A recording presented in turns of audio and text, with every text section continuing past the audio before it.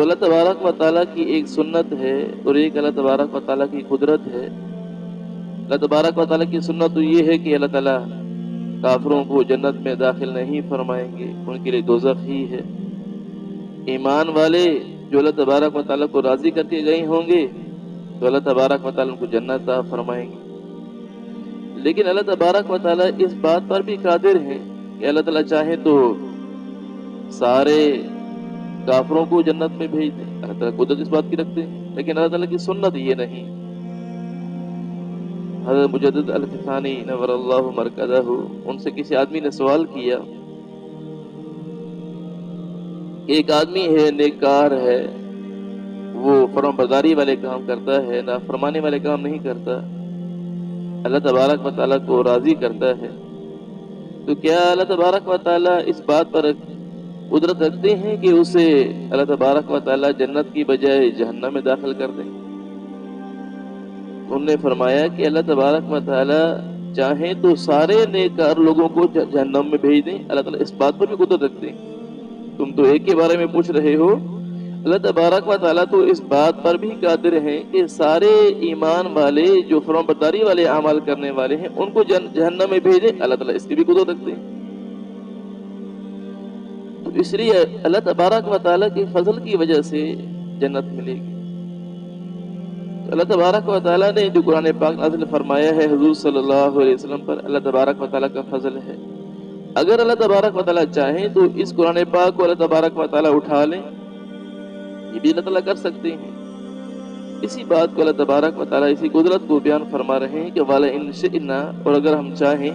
لَنَذْهَبَنَّ بِالَّذِي أَوْحَيْنَا إِلَيْكَ، جو ہم نے آپ کی طرف وحی کیا یعنی قرآن پاک، ہم اس کو لے جائیں،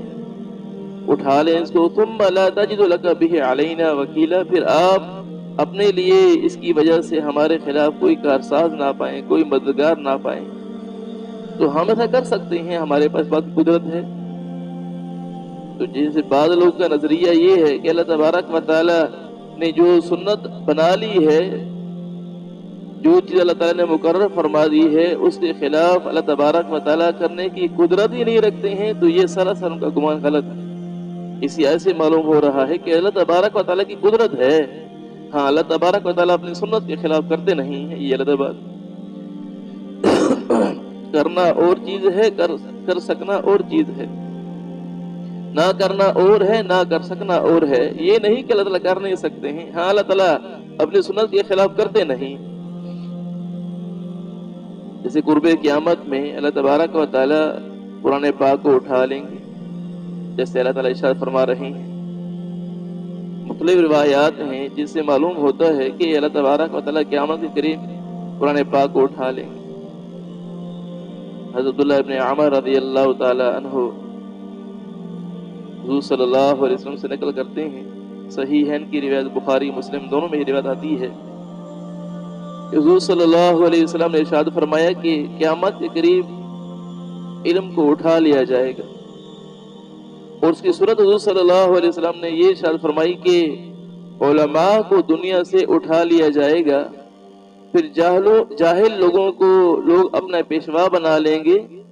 اور ان کی بات پہ عمل کرتے رہیں گے۔ اور اللہ تعالیٰ حفاظت فرمائے، آج یہی ہو رہا ہے کہ علماء دنیا سے اٹھتے چلے جا رہے ہیں اور بہت سے جاہل لوگ میڈیا پہ آ کر لوگوں کو گمراہ کر رہے ہیں، اپنی مرضی کے، بغیر جانے بغیر علم کے لوگوں کو فتوے دے رہے ہیں۔ تو یہ بھی قیامت کی نشانیوں میں سے ہے علماء کا دنیا سے اٹھ جانا۔ حضرت زیاد بن عبید رضی اللہ تعالیٰ عنہ کی روایت ہے کہ رسول اللہ صلی اللہ علیہ وسلم نے ارشاد فرمایا کہ قرآن جو ہے یہ سینوں سے نکل جانے والا ہے، قرآن جو ہے اس کو اٹھا لیا جائے گا۔ انہوں نے عرض کیا کہ یا رسول اللہ، یہ کیسے ممکن ہے کہ قرآن کو اٹھا لیا جائے گا؟ ہم خود پڑھتے ہیں قرآن پاک اور ہم اپنے اولادوں کو پڑھاتے ہیں، وہ آئندہ کے لیے بھی ایسے اپنی اولادوں کو پڑھاتے رہیں گے، تو کس طرح علم اٹھا لیا جائے گا؟ حضور صلی اللہ علیہ وسلم نے ارشاد فرمایا کہ میں تو تمہیں بڑا سمجھدار خیال کرتا تھا، یہ جو یہود ہیں اور نصارہ ہیں یہ بھی تو اپنی کتابوں کو پڑھتے پڑھاتے آئے ہیں، پھر کیا کارآمد ہوا؟ یعنی وہ اپنے کتابوں کو پڑھتے تو ہیں لیکن اس پر عمل نہیں کرتے، تو اس کا آج نتیجہ یہ ہے کہ ان کا جو علم ہے وہ محفوظ نہیں رہ سکا۔ اسی طرح جب لوگ قرآن پڑھیں گے اور قرآن کے مطابق عمل نہیں کریں گے تو پھر یہی ہوگا کہ قرآن کو اٹھا لیا جائے گا۔ اور حدیث پاک میں آتا ہے کہ لوگ رات کو سوئیں گے، صبح اٹھیں گے تو قرآن یعنی صحائف سے بھی اٹھا لیا گیا ہوگا، الفاظ بھی اٹھا لیے گئے ہوں گے، اور سینوں سے بھی قرآن کو نکال لیا جائے گا۔ اور حدیث پاک میں آتا ہے کہ لوگ شعر و شاعری کو اپنا مشغلہ بنا لیں۔ تو ان ساری روایات کو جمع کیا جا سکتا ہے کہ شروع میں یوں ہوگا کہ علم کو اٹھانے کی صورت کہ لوگ اس پر عمل کرنا چھوڑ دیں گے، اور پھر اس کے بعد معاملہ یہ ہوگا کہ علماء کو دنیا سے اٹھا لیا جائے گا۔ یعنی جیسے کہ اللہ تعالیٰ حفاظت فرمائے، آج کل معاملہ ہوتا ہے علماء کے ساتھ شہید کیا جا رہا ہوتا ہے، اللہ تبارک و تعالیٰ کی طرف سے اموات کا سلسلہ جاری ہے، تو علماء دنیا سے اٹھ رہے ہیں۔ اور آخری معاملہ پھر یہی ہوگا کہ جب لوگ اس پر عمل کرنا بھی چھوڑ دیں گے یا علماء بھی دنیا سے اٹھ جائیں گے، تو پھر اس وقت قرآن پاک سینوں سے بھی نکال لیا جائے گا۔ اس لیے قرآن پاک پڑھنا بھی ہو اور قرآن پاک کے مطابق عمل کرنا بھی ہو۔ آدمی اپنی زندگی سنوارنے کے لیے دیکھے کہ اللہ تبارک و تعالیٰ کا جو حکم اتنا متوجہ ہے اس کو کس طرح انجام دینا ہے۔ رسول اللہ صلی اللہ علیہ وسلم نے کیا طریقہ بتایا ہے، اللہ تبارک و تعالیٰ نے اپنے کلام میں اس کو کیا طریقہ بتلایا ہے، اس کے مطابق عمل کریں تو پھر تو یہ قرآن سینوں میں محفوظ رہے گا۔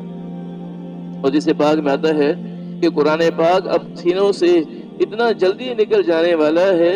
جتنا جلدی اونٹ اپنی رسیوں سے نکل جاتا ہے اس سے بھی زیادہ جلدی سینوں سے نکل جانے والا ہے۔ تو آج ہم قرآن پاک کو پڑھتے تو ہیں، لیکن معاملہ کیا ہوتا ہے، یعنی جب قرآن پاک پورا پڑھ لیتے ہیں تو اس کے پڑھنے کے بعد دوبارہ قرآن پاک کبھی کھول کر نہیں دیکھتے، تو عرصہ دراز گزرنے کے بعد جب قرآن پاک کو کھولا جاتا ہے تو الفاظ سمجھ میں نہیں آتے کہ کیسے پڑھا جائے۔